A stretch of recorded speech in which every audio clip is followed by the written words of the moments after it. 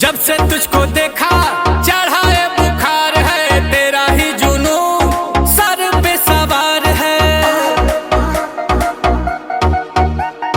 Body तेरी butter hair skin है, मेरे लिए बोलो क्या सिग्नल ग्रीन है। दिलावा के खाली बाटे रूम, मन करे फोटो ली चूम चूम कके झूम झूम कके झूम झूम कके झूम झूम कके झूम हो कके झूम झूम कके झूम झूम कके झूम झूम कके झूम।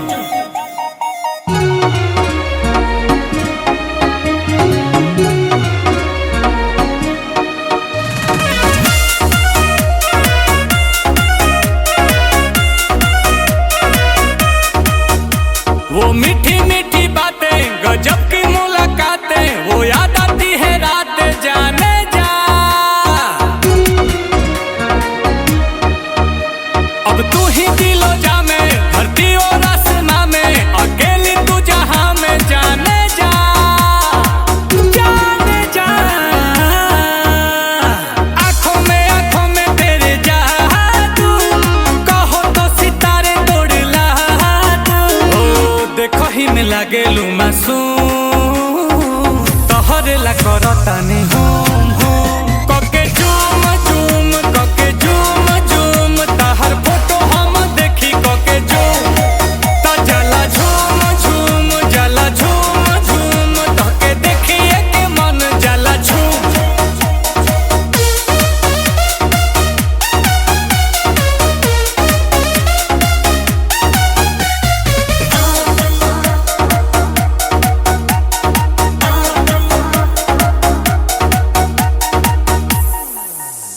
तू ही मेरी कहानी, तुझ में ही जिंदगानी, इस प्यासे की हो पानी जाने जा।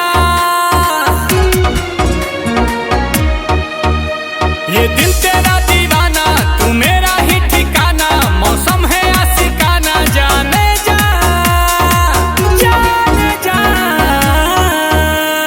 सांसों में तू बसी है, लबों पे मेरे तू ही हंसी है।